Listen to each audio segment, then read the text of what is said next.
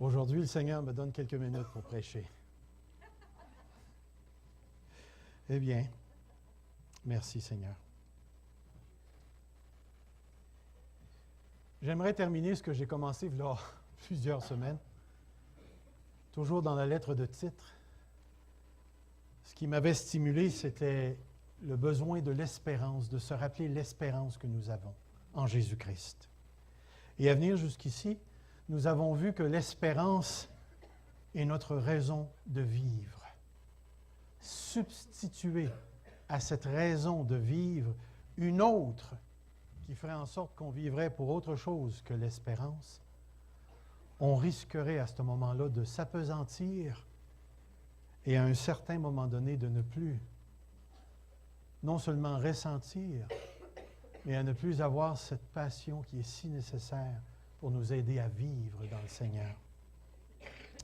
Quand notre sœur Françoise a confessé que juste un péché entre mari et femme peut influencer l'intensité de la vie spirituelle, j'aimerais rajouter seulement ceci à ce qu'elle a dit. Lorsqu'on est dérangé par le péché, ce sont les marques que la sainteté travaille dans nos vies. Mais lorsqu'on devient appesanti et qu'on n'est plus dérangé par le péché, on est réellement en danger de ne plus être influencé par l'espérance qui caractérise notre foi en Dieu. Nous avons vu également que l'espérance est étroitement liée à la grâce. Le lien est tellement étroit que l'espérance ne se connaît que par l'expérience de la grâce de Dieu. Et la grâce de Dieu, elle est génératrice. Elle met au monde l'espérance qui nous caractérise. Et c'est tellement simple. Le jour où tu as été sauvé, as-tu reçu la vie éternelle?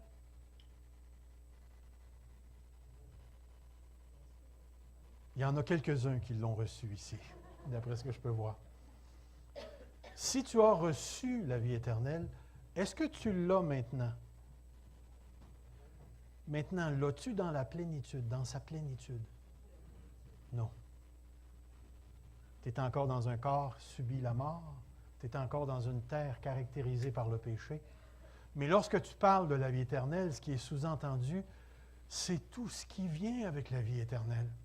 Et tout ce qui vient avec la vie éternelle, ce n'est pas seulement ce que tu vis présentement dans ta relation avec Dieu, mais il y a un point cardinal qui va se passer au retour de Christ, où il va y avoir un événement cosmique, où toute la création qui souffre présentement les douleurs de l'enfantement va être renouvelée.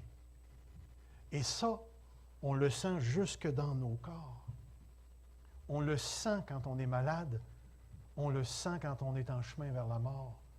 On sent que ça ne se peut pas, pour nous les enfants de Dieu, que la vie chrétienne se limite à ça. L'espérance est étroitement liée à l'espérance. J'oserais même dire, si tu n'as pas d'espérance future en Jésus-Christ, tu ne peux pas être un chrétien ou une chrétienne. C'est tellement, tellement lié, c'en est inséparable. Et une dernière chose que nous avons vue à venir jusqu'ici, c'est que la grâce de Dieu, source de salut pour tous les hommes, est un professeur. Cette grâce nous enseigne des choses tout à fait particulières, nous enseigne à vivre présentement dans le siècle présent mauvais à la lumière de la connaissance de Dieu.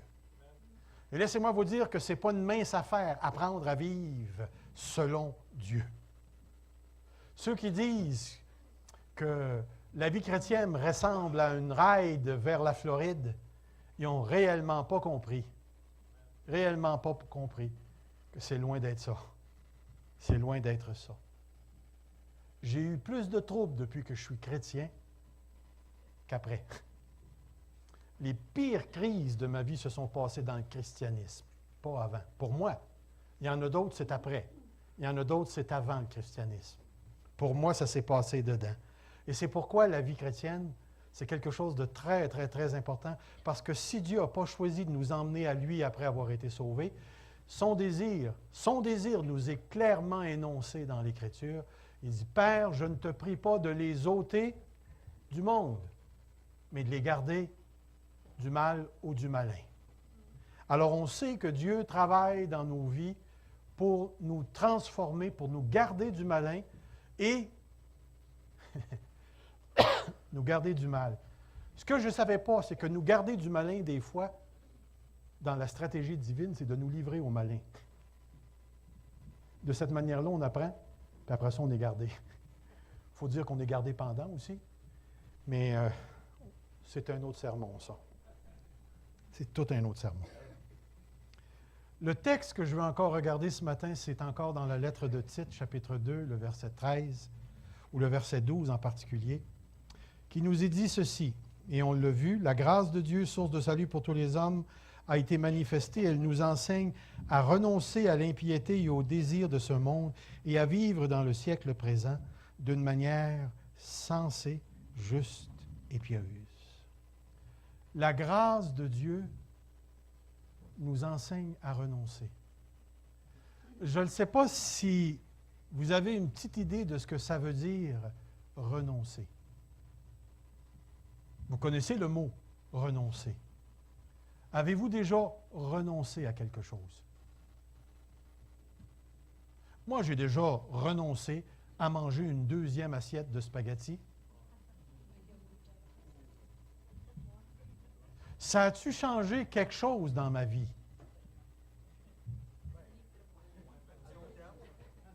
Moi, je me suis moins appesanti. Peut-être. Il faut croire qu'il faudrait que je renonce plus souvent. En passant, laissez-moi vous dire, je ne suis pas les seuls ici qui devraient renoncer. Mais voyez-vous, on rit parce que renoncer à une assiette de spaghettis, on sait parfaitement que ça veut juste dire de ne pas en manger une deuxième. Puis c'est le fun, ça nous détend.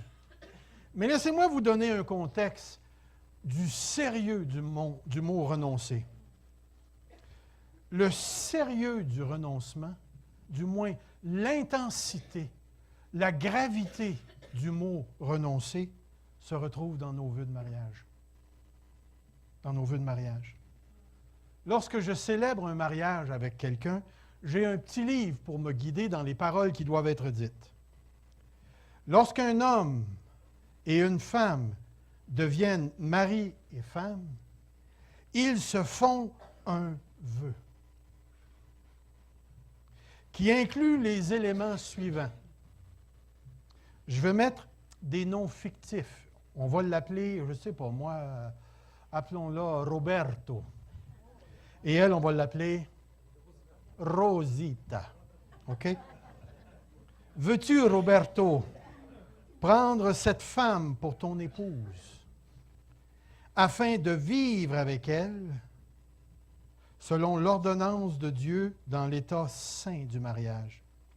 Veux-tu l'aimer, la consoler, l'honorer, lui demeurer attaché dans la maladie et la santé, et remarquez bien ce qui suit, et renonçant à tout autre pour te garder seulement pour elle. Et le gars dit généralement, oui, je le veux. Et elle dit, oui, je le veux, parce que c'est les mêmes vœux. Te renonçant à tout autre pour te garder seulement pour elle ou te garder seulement pour lui.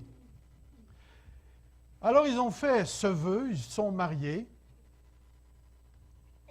Et puis, quelques semaines après le mariage, elle se retrouve à la maison. Et puis, le facteur y est cute. Tout ce qu'elle a fait, c'est tasser le rideau, puis le regarder et le convoiter. Monsieur, il y a un journal de Montréal, Festival de Rio, pris une photo, une femme complètement nue. Le gars, il fait juste passer comme ça, il regarde ça. Puis il regarde ça. Puis il regarde ça. Puis tout d'un coup, la waitress vient y servir son café. Il tosse ça, puis il vire ça vite, vite, parce qu'il ne veut pas se faire voir en train de voir. Est-ce qu'ils ont brisé leur vœu de mariage? Est-ce qu'ils ont renoncé à tout autre? Celui qui regarde une femme pour la a déjà, imaginez-vous, renoncer, te garder seulement pour. C'est l'intensité du mot utilisé ici. Et le mot, il est tellement intense et il est tellement important. Comprenez ce que je veux dire. Le renoncement dont l'Écriture parle à ce point-ci est un renoncement qui est fondamental à la vie chrétienne. Sans ce renoncement, tu ne peux pas être un chrétien. Et je vais vous expliquer pourquoi ce que je veux dire tu ne peux pas être un chrétien.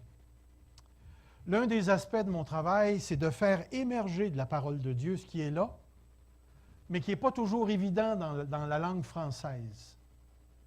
Alors, lorsque je plonge dans les écrits, je ne dirais pas les originaux parce qu'on les a pu, mais les écrits grecs du Nouveau Testament, il y a quelque chose de très intéressant qui se passe avec le mot « renoncer ». Le verbe « renoncer » dans ce contexte, il peut être traduit comme un présent.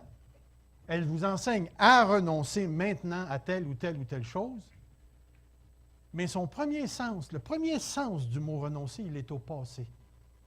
Et si on pourrait traduire littéralement ici, on traduirait « la grâce de Dieu, source de salut pour tous les hommes, enseigne, elle enseigne, ayant renoncé à l'impiété et aux convoitises, à vivre. » Elle nous enseigne à vivre puisque nous avons déjà renoncé à quelque chose. Ce qui nous amène à réfléchir profondément sur ce qui se passe lorsque je deviens un enfant de Dieu. Lorsque je deviens un enfant de Dieu, je vais demander qu'on mette ma diapo ici. Et j'aimerais que vous puissiez me suivre. OK. Le fond est bleu. On va passer à la prochaine. Vous voyez la ligne? La ligne bleue? C'est la ligne du temps. Il s'est passé un événement tout à fait extraordinaire dans le temps. Prochaine. À un certain moment donné, la croix, l'expérience de Jésus-Christ, l'incarnation de Jésus-Christ, la vie d'obéissance de Jésus-Christ, la mort de Jésus-Christ et la résurrection et l'ascension de Jésus-Christ sont venus séparer le temps en deux.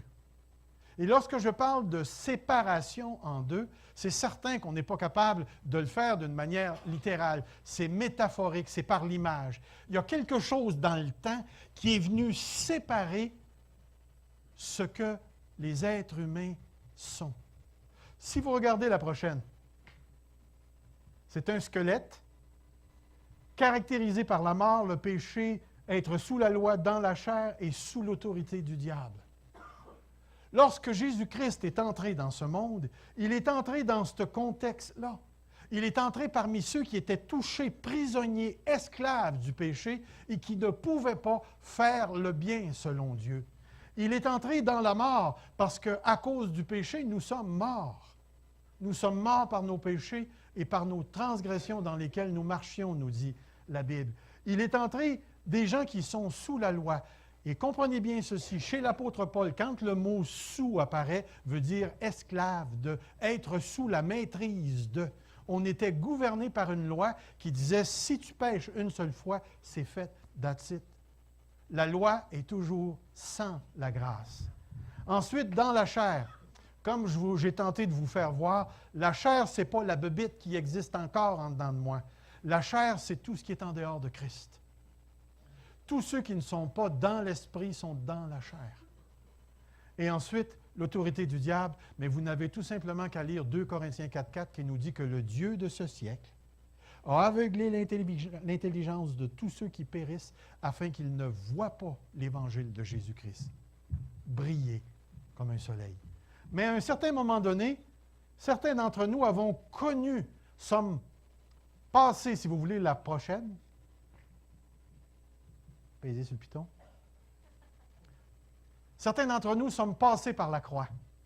Et lorsqu'on est passé par la croix, au lieu d'être dans la mort, nous sommes entrés dans la vie éternelle. Au lieu d'être dans le péché, nous sommes entrés dans la sainteté. Nous sommes devenus des saints. Au lieu d'être sous la loi, nous sommes maintenant gouvernés par la grâce. Au lieu d'être dans la chair, nous sommes maintenant dans l'esprit. Et au lieu d'être sous l'autorité du diable, nous sommes gouvernés par le Seigneur des Seigneurs. Tous ceux qui ont connu Jésus-Christ font maintenant partie de ce côté-là, de l'être, de l'existence. La grâce de Dieu nous enseigne que le salut nous a transformés, que nous sommes passés du royaume des ténèbres au royaume du Fils de son amour. Nous avons été complètement transférés dans une existence qui est caractérisée par l'amour et par la grâce. Et comprenez bien ce que je veux dire. Que tu le sentes ou que tu ne le sentes pas, ça ne change pas la vérité. Pourquoi est-ce que je veux vous emmener là? C'est que la parole de Dieu nous enseigne qu'à un certain moment dans notre vie, on a renoncé à toutes ces affaires du monde, du péché, du diable. Nous avons refusé tous les critères de la définition du bonheur qui se trouve dans le péché, qui se trouve dans la mort. Et ce qui est intéressant dans tout ça, c'est que nous avons été transférés et maintenant nous marchons sous un nouveau régime avec des nouveaux critères. Mais j'aimerais, à ce point-ci, faire une application tout à fait appropriée, je pense. Regardez bien la prochaine petite ligne. Regardez ici. Est-ce que vous la voyez? Je vais me tasser un petit peu. Est-ce que vous voyez? Qu'est-ce qui arrive lorsque le chrétien se juge lui-même d'après les critères du monde, d'après les critères de la mort, du péché, de la loi, de la chair et du diable? Qu'est-ce qui arrive? Pensez-y bien. Qu'est-ce qui arrive lorsqu'un chrétien qui est sorti de ça croit que l'argent fait le bonheur? Où il est allé chercher ça? Et là, il commence à construire sa vie en fonction de ça. Qu'est-ce qui se passe lorsqu'un chrétien conçoit sa sexualité selon les principes de la mort? Comment est-ce qu'il va chercher à vivre? Comment va-t-il vivre? Mais rapprochons-nous un petit peu plus. Un enfant de Dieu s'en vient de voir, puis il te dit, « Moi, je ne suis rien du tout, je ne vaux rien, je ne m'aime pas. » Ma première question, c'est celle-ci. D'après quels critères te juges-tu? Je ne vaux rien. Avez-vous déjà entendu un enfant de Dieu dire, « Moi, je prie pour les autres, mais je ne prie pas pour moi. Parce que moi, j'en vaux pas la peine. » Pouvez-vous vous imaginer d'après quels critères, selon vous, qu'il se juge? Ou prenez quelqu'un qui a une maladie quelconque, il a prié le Seigneur, ça ne vient pas, ça ne guérit pas, puis là, il commence à douter qu'il n'est peut-être pas un chrétien. D'après quels critères est-ce qu'il se juge?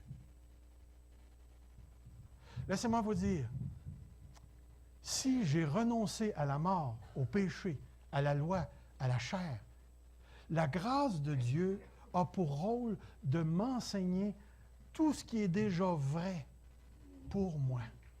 Tout ce qui est réalité déjà dans ma vie chrétienne. Regardez la prochaine petite barre. Lorsque le chrétien se voit, se juge et marche selon les critères du salut qu'il a reçu en Jésus-Christ, et que toute cette... Comment je dirais ça? Tous les effets de ce salut commencent déjà à le prendre en main et à renouveler son intelligence pour que sa paire de lunettes commence à se voir selon la vérité. Laissez-moi vous montrer un petit texte que j'aime tellement apporter aux frères et aux sœurs lorsqu'on se dégrade soi-même, et j'ai dû me l'assimiler à moi-même. Regardez ce texte. Prenez le temps de lire le texte. Le texte se trouve dans la lettre aux Hébreux, chapitre 10. Dans la lettre aux Hébreux, chapitre 10, le Seigneur, ou plutôt l'auteur de la lettre aux Hébreux, fait une comparaison entre le sacrificateur de l'Ancienne Alliance et Jésus, le nouveau sacrificateur sous la Nouvelle Alliance. Puis là, il dit, les pauvres sacrificateurs de l'Ancienne Alliance, il fallait qu'ils apportent toujours les mêmes sacrifices. Il fallait qu'à tous les jours, ils amènent des moutons. Il fallait qu'à tous les jours, ils tuent des moutons puis qu'ils répandent du sang, parce que le péché ne peut pas être purifié par un sacrifice de mouton. C'est écrit. Alors, à tous les jours, il fallait qu'il répète, qu'il répète. Et là, à un moment donné, l'auteur dit, car Jésus lui-même, par une seule offrande, il a amené à la perfection. Première question. Il l'a emmené où? Il l'a amené où? Il l'a emmené à la perfection. C'est ça qui est écrit? Il a emmené à la perfection. Il a emmené qui à la perfection? Ceux qui sont sanctifiés. Qui sont ceux qui sont sanctifiés? Pensez à l'autre image, avant. Ceux qui ont passé par la croix. Maintenant, remarquez bien, par une seule offrande, la croix, ceux qui ont passé par la foi ont été emmenés à la perfection. Voilà le punch. Pour combien de temps?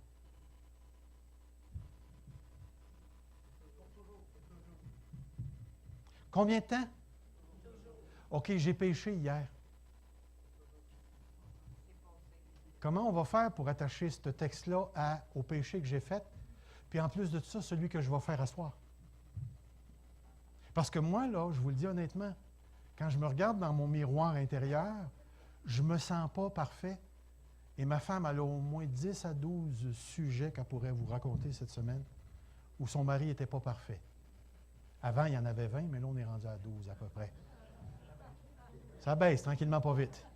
Mais pouvez-vous voir ce que je suis en train de dire?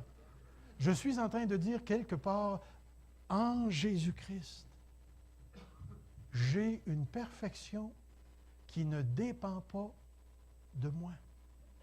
Lorsque je suis passé par la croix, j'ai été littéralement sanctifié, mis à part, j'ai été reçu par Dieu.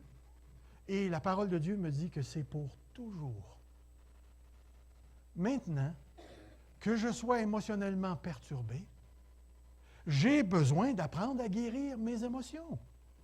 Je peux aller voir des thérapeutes, ou je peux comprendre, je peux suivre des séminaires, je peux même avoir de la fausse croyance dans mes pensées encore. Je crois qu'à cause de mon père, il y a telle affaire qui s'est passée dans ma vie, maintenant je suis pogné avec tel péché, puis je répète telle habitude. Je le sais que tu es pogné avec tout ça.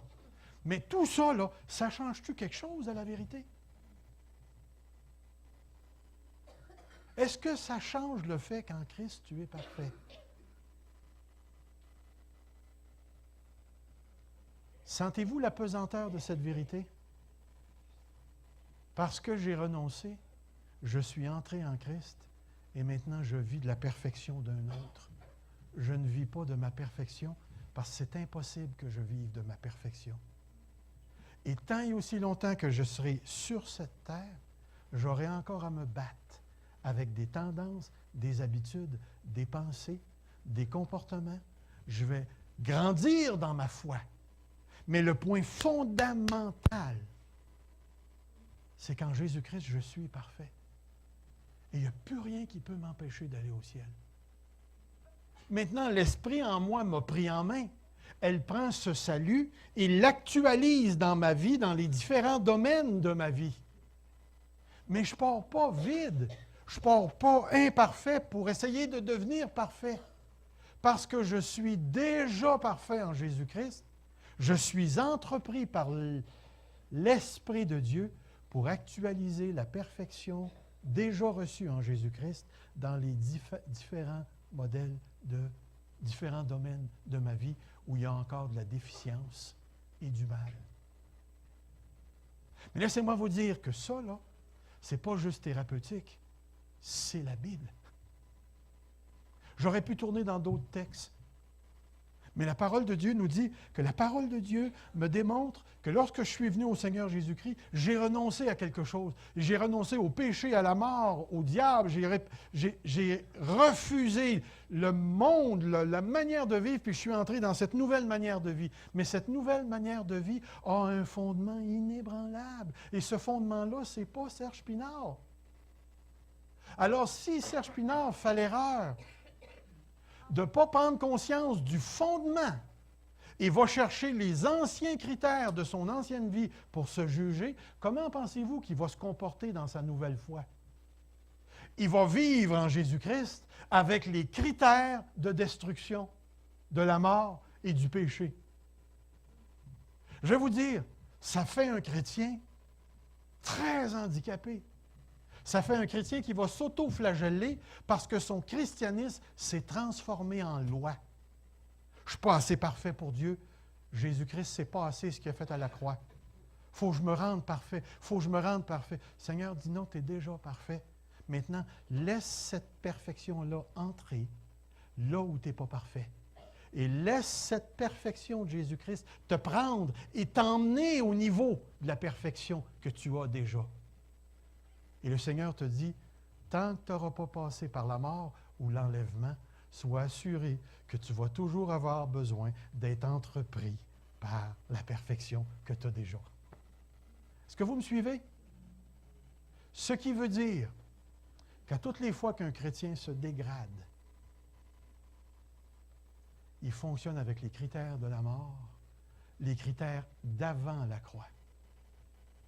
L'idée ici, ce n'est pas de partir en fou et de dire « je suis parfait, il n'y a plus rien maintenant qui m'arrête, je peux faire n'importe quoi ». Si vous avez compris ça, vous avez très, très mal compris l'œuvre de la croix. L'œuvre de la croix, elle est là pour me délivrer du péché, me délivrer du mal, et j'ai été délivré. Et maintenant, l'œuvre de la croix a pour but de me rendre semblable à Jésus-Christ. Si je retourne me vautrer dans le péché, c'est que quelque part, je n'ai pas compris ce que ça veut dire être un enfant de Dieu.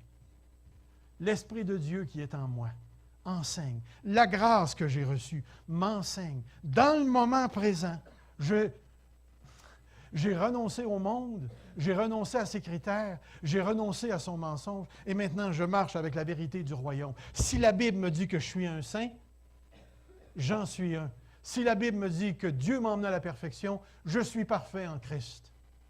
Jamais j'oserais dire « je suis parfait ». C'est toujours en lui, je suis parfait. Mais c'est tellement, saisissez la vérité fondamentale qui est apportée ici. C'est une vérité sur laquelle la vie chrétienne s'appuie. La vie chrétienne ne part jamais du vide. Dites-moi, répondez à cette simple question.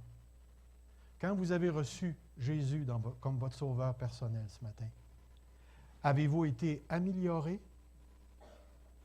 Vous êtes-vous ajouté quelque chose ou vous avez été transformé?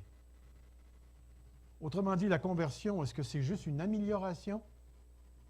Est-ce que je fais juste ajouter quelque chose, une nouvelle nature, une vieille nature, de sorte que je suis un peu schizophrénique, vieille et nouvelle nature? Ou bien est-ce que ma nature a été transformée? Si j'ai été transformé, tous les mécanismes de la grâce sont présents en moi. Et elle nous enseigne à renoncer. Et j'aimerais rajouter ce petit bout-là ici. Elle nous enseigne à renoncer à l'impiété. C'est ce qui est écrit. Savez-vous ce que c'est que l'impiété? L'impiété, la piété, l'impiété. Le mot impiété, dans le grec, commence avec ce qu'on appelle un « a » privatif. Voyons donc la grammaire, encore un matin. Savez-vous ce que ça veut dire être anormal?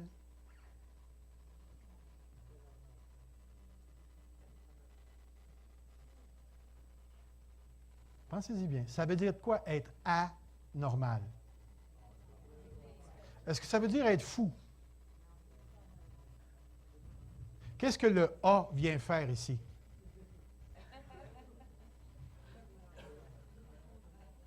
Est-ce que c'est un contraire? Pensez-y bien.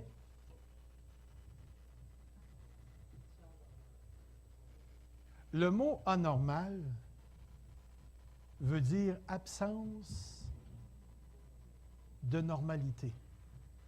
Prenez par exemple un athée. Qu'est-ce que c'est qu'un athée? C'est intéressant parce que le A fait une affirmation. Mais dans le grec, c'est exactement la même chose. Savez-vous ce que le mot piété veut dire? Vous allez rester réellement surpris. Le mot piété veut dire et est traduit worship, adorer. Le A veut dire, pas le A doré, mais le A adoré. Le mot impiété veut dire sans adoration. Et ce qui est important pour nous de retenir ce matin, le fameux passage qu'on fait de la mort, du péché, puis qu'on s'en va, on passe par la croix. Une fois que tu as passé la croix, toute ta vie participe à une grande, grande, grande adoration. Il n'y a pas un lieu sur la terre, il n'y a pas une place dans ta maison qui n'est pas sous la grande rubrique, le grand titre de « adorer ». Peux-tu t'imaginer, tu es en train de te faire des œufs le matin, ça fait partie de l'adoration. Tu es en train de te brosser les dents, ça fait partie de l'adoration. Regardez bien, je vais poser un geste qui fait partie de l'adoration. Je ne sais pas si vous comprenez ce que je suis en train de dire. De la même manière que vous êtes dans l'air, vous êtes dans l'adoration. Si vous seriez en dehors de l'air, vous auriez l'air mort. Mais si vous êtes dans l'air, y a-t-il une place où il n'y a pas d'air? S'il n'y en a pas, vas-y pas. Et ce que l'apôtre est en train de nous dire, la grâce de Dieu qui nous a fait en sorte qu'on renonce au monde, nous a fait entrer par Jésus-Christ dans une grande, grande, grande existence d'adoration. Il ne faut pas confondre ici que les chants qu'on fait le dimanche matin, c'est juste ça qui s'appelle adoration. L'adoration, là, c'est que tu la fais au volant de ta voiture quand tu te fais couper. Tu la fais quand tu ne te fais pas couper. Tu la fais au travail ou tu la fais en perdant ton travail. Tu la fais en gagnant, tu la fais en pas gagnant.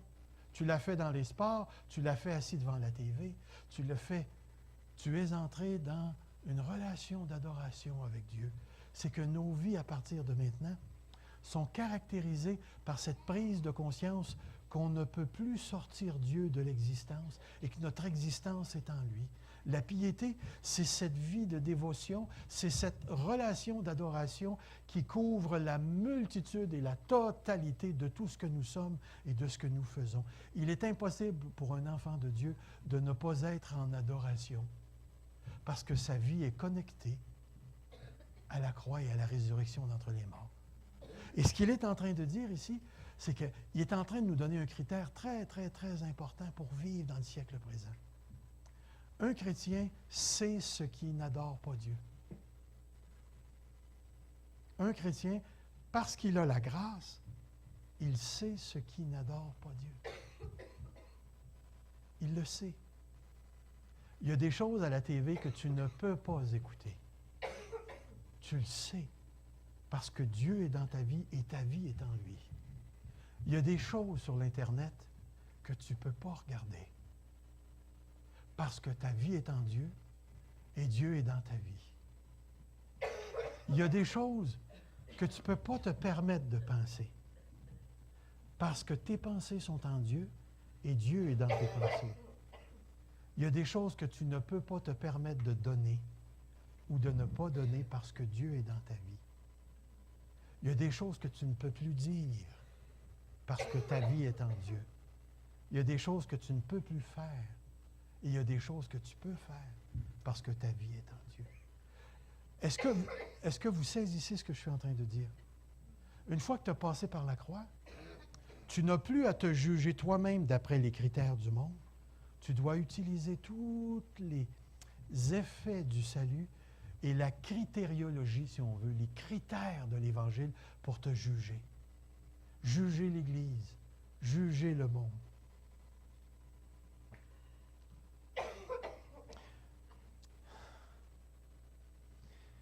Il y a des gens qui vont... Laissez-moi vous dire, écoutez, il y a des gens qui ont quitté l'Église ici à cause de la musique qu'on fait. OK? Quand j'ai parlé avec ses frères et ses sœurs, je me disais à moi-même, mais sur quoi on se base pour dire qu'on quitte une Église parce que j'aime pas sa musique? Et là, j'ai tout de suite compris. Ah oui, c'est ça. Le critère du monde dit ceci. Je bois mon lait comme ça me plaît. Là, tu changes le mot lait, puis tu dis, je bois mon Église comme ça. C'est intéressant. Le même critère. Parce que l'Église ne rencontre pas mes critères,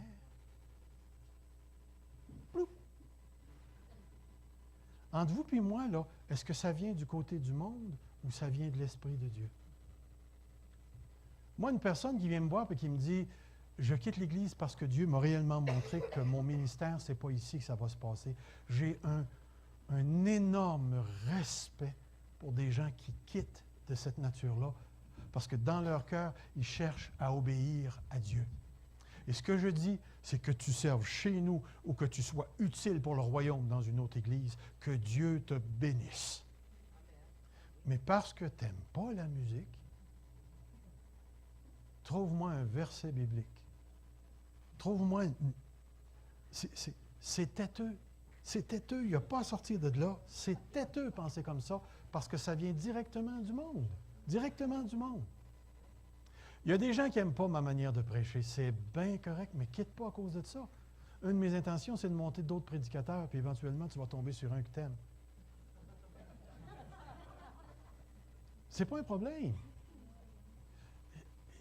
L'idée, voyez-vous à quel point, si la grâce de Dieu nous amène à renoncer aux choses du monde, il faut que quelque part, on revise notre paire de lunettes avec laquelle on gère notre argent, on gère nos familles, on gère nos budgets, on gère notre vie sexuelle, on gère nos divertissements, et ainsi de suite. Écoutez, l'Église sera toujours à contre-courant, et l'Église sera toujours dans un monde qui n'aime pas Dieu. Ce que Dieu nous demande, c'est de ne pas vivre selon le monde, mais de vivre dans le monde. On n'a pas le choix. En passant à la porte, vous allez aller manger dans les restos, peut-être, ou retourner à la maison, vous allez être dans le monde. Mais vous n'êtes pas obligé de vivre selon le monde. La grâce de Dieu nous enseigne à vivre dans l'adoration à Dieu qui couvre la totalité de tout ce qui caractérise le chrétien. Je vais terminer en vous donnant ce petit exemple. Dans le cours que je suis en train de suivre en bioéthique présentement à l'université, on essaie de trouver un système biomédical qui ne tient pas compte de Dieu. Donc, on veut trouver des règles morales et d'éthique qui vont marcher pour toutes les religions et toutes les croyances quelconques. Et l'un des buts, c'est de faire en sorte qu'il n'y ait aucune croyance religieuse qui entre dans nos critères d'évaluation pour prendre les bonnes décisions pour soit te laisser mourir ou te laisser vivre. Peux-tu t'imaginer? En tant que chrétien, je ne serai jamais capable de penser un système où Dieu n'est pas présent. Je ne peux pas. Partout est mon Dieu et partout j'adore Dieu. Soit que je vive ou soit que je meure. Romains 14. Nous sommes au Seigneur. Nous sommes au Seigneur. Que Dieu nous garde, que Dieu nous guide. Rappelez-vous ce matin de ces deux choses. Les deux choses qu'on veut faire passer ce matin. La première, utilisez les critères du royaume de Dieu pour vous juger vous-même. Laissez pas les critères du monde déterminer votre manière de voir l'argent, votre manière de voir les choses, votre manière de voir quoi que ce soit. Deuxième chose, soyez des adorateurs dans tous les aspects de votre vie. Soyons des adorateurs. J'oserais dire qu'on soit sur une montagne ou assis sur la toilette. Il n'y a aucun aspect de notre vie qui n'est pas couvert par l'adoration. Dans la douche ou en train de faire du parachute, peu importe, il n'existe pas un endroit où je ne peux pas être un adorateur de Dieu. Dans notre relation les uns avec les autres, gardons ces deux choses. Si quelqu'un t'approche et te dégrade, rappelle-lui que tu es parfait en lui. Si le monde te propose des critères pour que tu t'inquiètes et que tu bâtisses ta vie là-dessus, refuse-les. Ta maison est bâtie sur le roc, même s'il y a des tremblements de terre. Deux choses. Critères, adoration. Critères, adoration. Courbons-nous devant Dieu. Seigneur notre Dieu, nous courbons nos cœurs devant toi.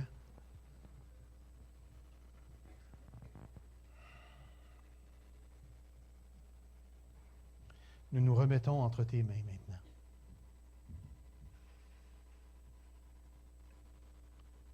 Ce matin, tu nous as fait faire des pas prophétiques ce matin. Je ne sais pas où tu veux aller avec l'Église encore, Seigneur, sur le plan prophétique, mais on ne veut pas faire taire cette voix prophétique dans l'Église. Mais par-dessus la voix prophétique, avant toute autre chose, garde cette Église de ne pas t'honorer. Que cette Église t'honore dans la vie et dans la mort. Et que la ville de Granby et tous les environs finissent par reconnaître qu'ici, nous sommes des adorateurs de Dieu. Donne à mes frères, à mes sœurs et à moi-même, Seigneur, cette semaine, ce qui nous est nécessaire pour vivre la bénédiction ou la souffrance en harmonie avec la soumission et l'humilité. Que tu nous fasses passer par un temps ou par un autre temps, que nos cœurs s'enracinent dans le fait que vivre n'est pas la chose la plus importante. Vivre pour toi est la chose la plus importante. Viens nous parler, Seigneur. Prépare nos cœurs pour ce soir aussi. Que dans la louange, tu fasses une œuvre de guérison. Et Seigneur, défonce le mur. Défonce le mur, Seigneur. Je te le demande dans le précieux nom de Jésus. Ce mur-là est un handicap pour les futurs arrivants. Défonce le mur, Seigneur. Maintenant, garde-nous dans ta sainteté. Garde nos bouches, nos pensées, Seigneur. Garde notre cœur.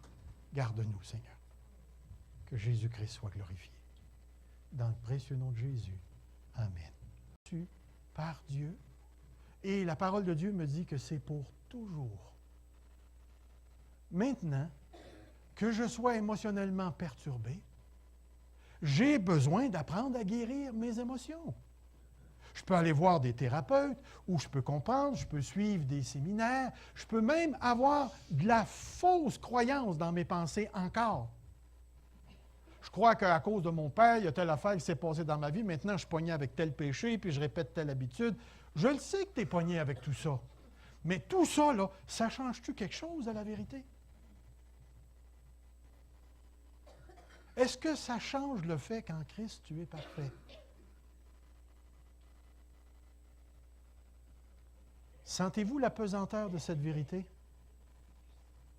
Parce que j'ai renoncé, je suis entré en Christ et maintenant je vis de la perfection d'un autre. Je ne vis pas de ma perfection parce que c'est impossible que je vive de ma perfection. Et tant et aussi longtemps que je serai sur cette terre, j'aurai encore à me battre avec des tendances, des habitudes, des pensées, des comportements. Je vais grandir dans ma foi. Mais le point fondamental, c'est qu'en Jésus-Christ, je suis parfait. Et il n'y a plus rien qui peut m'empêcher d'aller au ciel. Maintenant, l'Esprit en moi m'a pris en main. Elle prend ce salut et l'actualise dans ma vie, dans les différents domaines de ma vie. Mais je ne pars pas vide. Je ne pars pas imparfait pour essayer de devenir parfait. Parce que je suis déjà parfait en Jésus-Christ. Je suis entrepris par l'Esprit de Dieu pour actualiser la perfection déjà reçue en Jésus-Christ dans les différents modèles différents domaines de ma vie où il y a encore de la déficience et du mal. Mais laissez-moi vous dire que ça, là, ce n'est pas juste thérapeutique, c'est la Bible. J'aurais pu tourner dans d'autres textes. Mais la parole de Dieu nous dit que la parole de Dieu me démontre que lorsque je suis venu au Seigneur Jésus-Christ, j'ai renoncé à quelque chose. J'ai renoncé au péché, à la mort, au diable. J'ai refusé le monde, la manière de vivre, puis je suis entré dans cette nouvelle manière de vie. Mais cette nouvelle manière de vie a un fondement inébranlable. Et ce fondement-là, ce n'est pas Serge Pinard. Alors, si Serge Pinard fait l'erreur de ne pas prendre conscience du fondement et va chercher les anciens critères de son ancienne vie pour se juger, comment pensez-vous qu'il va se comporter dans sa nouvelle foi? Il va vivre en Jésus-Christ avec les critères de destruction, de la mort et du péché. Je vais vous dire, ça fait un chrétien très handicapé. Ça fait un chrétien qui va s'auto-flageller parce que son christianisme s'est transformé en loi. Je ne suis pas assez parfait pour Dieu. Jésus-Christ, ce n'est pas assez ce qu'il a fait à la croix. Il faut que je me rende parfait. Il faut que je me rende parfait. Le Seigneur dit non, tu es déjà parfait. Maintenant, laisse cette perfection-là entrer là où tu n'es pas parfait. Et laisse cette perfection de Jésus-Christ te prendre et t'emmener au niveau de la perfection que tu as déjà. Et le Seigneur te dit, tant que tu n'auras pas passé par la mort ou l'enlèvement, sois assuré que tu vas toujours avoir besoin d'être entrepris par la perfection que tu as déjà. Est-ce que vous me suivez? Ce qui veut dire qu'à toutes les fois qu'un chrétien se dégrade, il fonctionne avec les critères de la mort, les critères d'avant la croix. L'idée ici, ce n'est pas de partir en fou et de dire « je suis parfait, il n'y a plus rien maintenant qui m'arrête, je peux faire n'importe quoi ». Si vous avez compris ça, vous avez très très mal compris l'œuvre de la croix. L'œuvre de la croix, elle est là pour me délivrer du péché, me délivrer du mal, et j'ai été délivré. Et maintenant, l'œuvre de la croix a pour but de me rendre semblable à Jésus-Christ. Si je retourne me vautrer dans le péché, c'est que quelque part, je n'ai pas compris ce que ça veut dire être un enfant de Dieu. L'Esprit de Dieu qui est en moi enseigne. La grâce que j'ai reçue m'enseigne. Dans le moment présent, j'ai renoncé au monde, j'ai renoncé à ses critères, j'ai renoncé à son mensonge, et maintenant je marche avec la vérité du royaume. Si la Bible me dit que je suis un saint, j'en suis un. Si la Bible me dit que Dieu m'a emmené à la perfection, je suis parfait en Christ. Jamais j'oserais dire « je suis parfait ». C'est toujours en lui, je suis parfait. Mais c'est tellement, saisissez la vérité fondamentale qui est apportée ici. C'est une vérité sur laquelle la vie chrétienne s'appuie. La vie chrétienne ne part jamais du vide. Dites-moi, répondez à cette simple question. Quand vous avez reçu Jésus comme votre sauveur personnel ce matin, avez-vous été amélioré? Vous êtes-vous ajouté quelque chose ou vous avez été transformé? Autrement dit, la conversion, est-ce que c'est juste une amélioration? Est-ce que je fais juste ajouter quelque chose, une nouvelle nature, une vieille nature, de sorte que je suis un peu schizophrénique, vieille et nouvelle nature? Ou bien est-ce que ma nature a été transformée? Si j'ai été transformé, tous les mécanismes de la grâce sont présents en moi. Et elle nous enseigne à renoncer. Et j'aimerais rajouter ce petit bout-là ici. Elle nous enseigne à renoncer à l'impiété. C'est ce qui est écrit. Savez-vous ce que c'est que l'impiété? L'impiété, la piété, l'impiété. Le mot impiété, dans le grec, commence avec ce qu'on appelle un A privatif. Voyons donc, la grand-mère, encore un matin. Savez-vous ce que ça veut dire être anormal?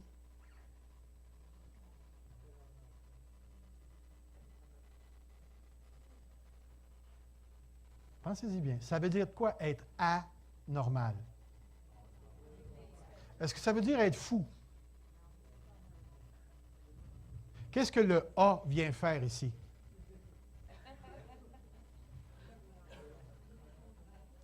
Est-ce que c'est un contraire? Pensez-y bien.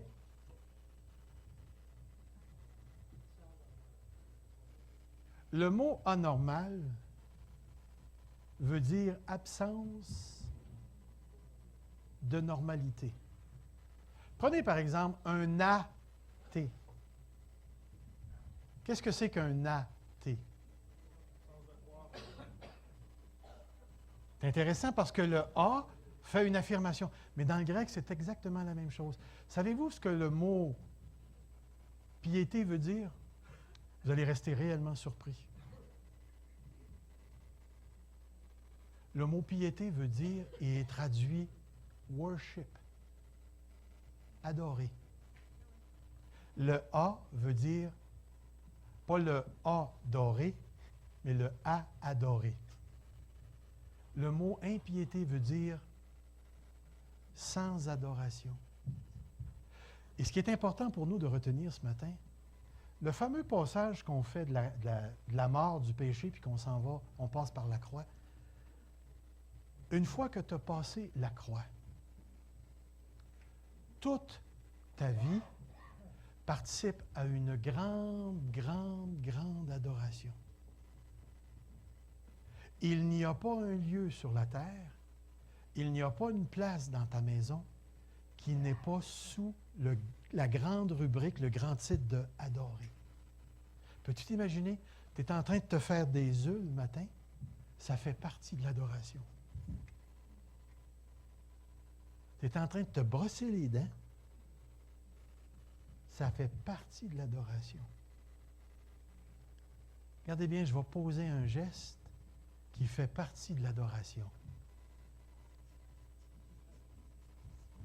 Je ne sais pas si vous comprenez ce que je suis en train de dire. De la même manière que vous êtes dans l'air, vous êtes dans l'adoration. Si vous seriez en dehors de l'air, vous auriez l'air mort. Mais si vous êtes dans l'air, y a-t-il une place où il n'y a pas d'air? S'il n'y en a pas, vas-y pas. Et ce que l'apôtre est en train de nous dire, la grâce de Dieu qui nous a fait en sorte qu'on renonce au monde, nous a fait entrer par Jésus-Christ dans une grande, grande, grande existence d'adoration. Il ne faut pas confondre ici que les chants qu'on fait le dimanche matin, c'est juste ça qui s'appelle adoration. L'adoration, là, c'est que tu l'as fait au volant de ta voiture quand tu te fais couper. Tu l'as fait quand tu ne te fais pas couper. Tu l'as fait au travail ou tu l'as fait en perdant ton travail. Tu l'as fait en gagnant, tu l'as fait en pas gagnant. Tu l'as fait dans les sports, tu l'as fait assis devant la TV. Tu l'as fait. Tu es entré dans une relation d'adoration avec Dieu. C'est que nos vies, à partir de maintenant, sont caractérisées par cette prise de conscience qu'on ne peut plus sortir Dieu de l'existence et que notre existence est en lui. La piété, c'est cette vie de dévotion, c'est cette relation d'adoration qui couvre la multitude et la totalité de tout ce que nous sommes et de ce que nous faisons. Il est impossible pour un enfant de Dieu de ne pas être en adoration parce que sa vie est connectée à la croix et à la résurrection d'entre les morts.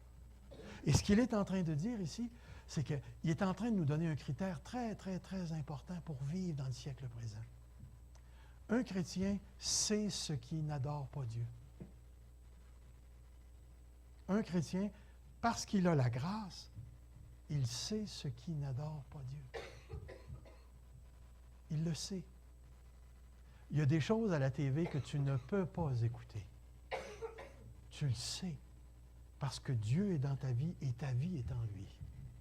Il y a des choses sur l'Internet que tu ne peux pas regarder, parce que ta vie est en Dieu et Dieu est dans ta vie.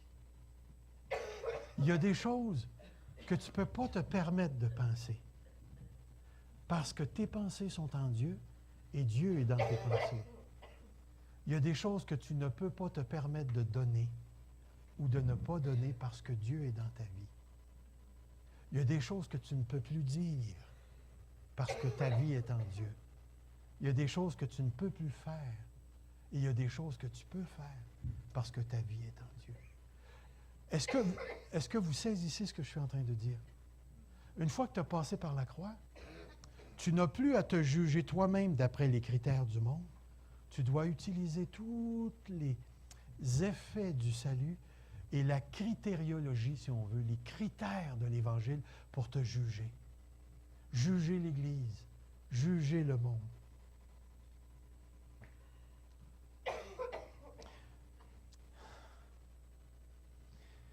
Il y a des gens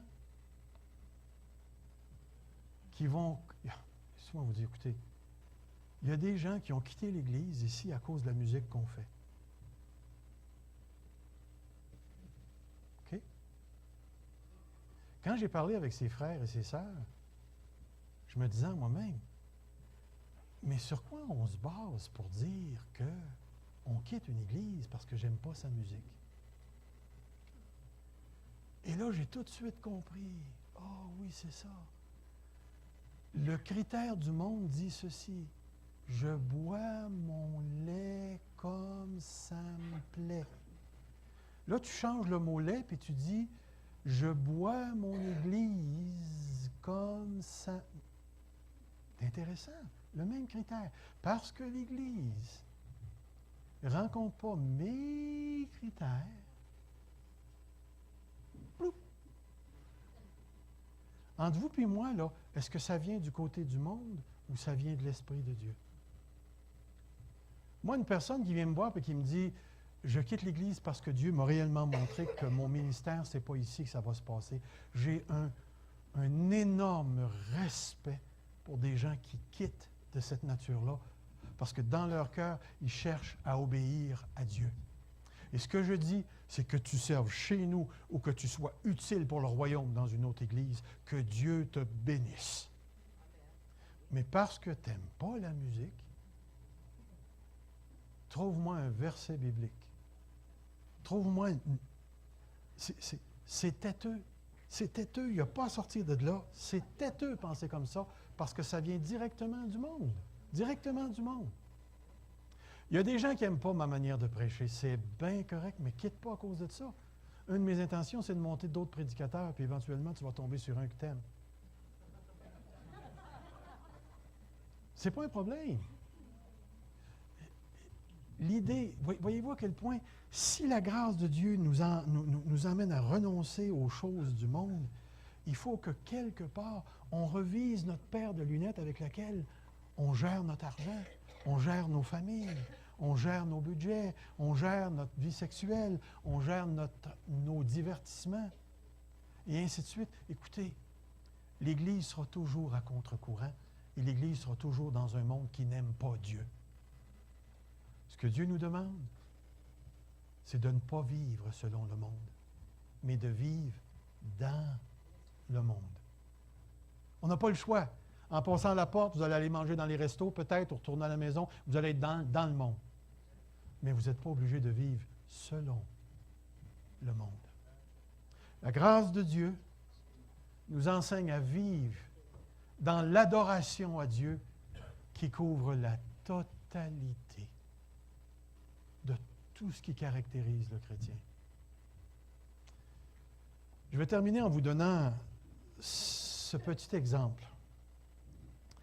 Dans le cours que je suis en train de suivre en bioéthique présentement à l'université, on essaie de trouver un système biomédical qui ne tient pas compte de Dieu. Donc, on veut trouver des règles morales et d'éthique qui vont marcher pour toutes les religions et toutes les croyances quelconques. Et l'un des buts, c'est de faire en sorte qu'il n'y ait aucune croyance religieuse qui entre dans nos critères d'évaluation pour prendre les bonnes décisions pour soit te laisser mourir ou te laisser vivre. Peux-tu t'imaginer? En tant que chrétien, je ne serai jamais capable de penser un système où Dieu n'est pas présent. Je ne peux pas. Partout est mon Dieu et partout j'adore Dieu. Soit que je vive ou soit que je meure. Romains 14. Nous sommes au Seigneur. Nous sommes au Seigneur. Que Dieu nous garde, que Dieu nous guide. Rappelez-vous ce matin de ces deux choses. Les deux choses qu'on veut faire passer ce matin. La première, utilisez les critères du royaume de Dieu pour vous juger vous-même. Laissez pas les critères du monde déterminer votre manière de voir l'argent, votre manière de voir les choses, votre manière de voir quoi que ce soit. Deuxième chose, soyez des adorateurs dans tous les aspects de votre vie. Soyons des adorateurs. J'oserais dire qu'on soit sur une montagne ou assis sur la toilette. Il n'y a aucun aspect de notre vie qui n'est pas couvert par l'adoration. Dans la douche ou en train de faire du parachute, peu importe, il n'existe pas un endroit où je ne peux pas être un adorateur de Dieu. Dans notre relation les uns avec les autres, gardons ces deux choses. Si quelqu'un t'approche et te dégrade, rappelle-lui que tu es parfait en lui. Si le monde te propose des critères pour que tu t'inquiètes et que tu bâtisses ta vie là-dessus, refuse-les. Ta maison est bâtie sur le roc, même s'il y a des tremblements de terre. Deux choses. Critères, adoration. Critères, adoration. Courbons-nous devant Dieu. Seigneur notre Dieu, nous courbons nos cœurs devant toi.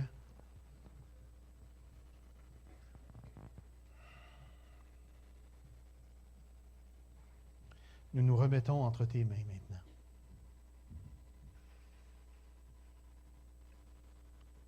Ce matin, tu nous as fait faire des pas prophétiques ce matin.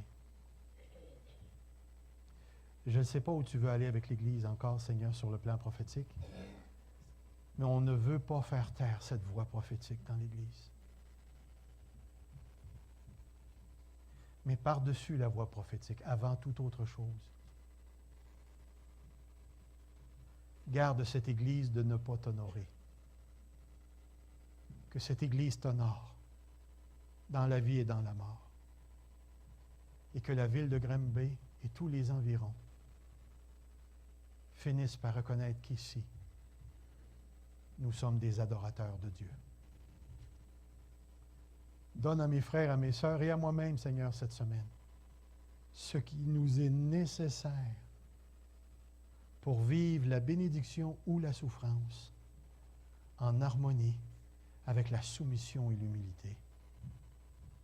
Que tu nous fasses passer par un temps ou par un autre temps, que nos cœurs s'enracinent dans le fait que vivre n'est pas la chose la plus importante.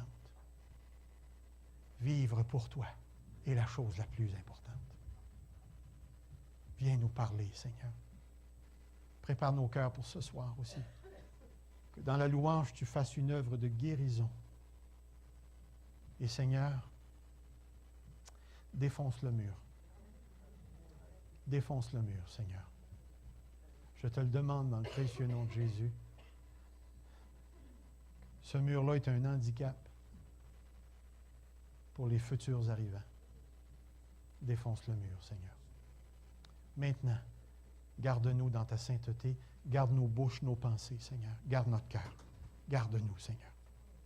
Que Jésus-Christ soit glorifié. Dans le précieux nom de Jésus. Amen.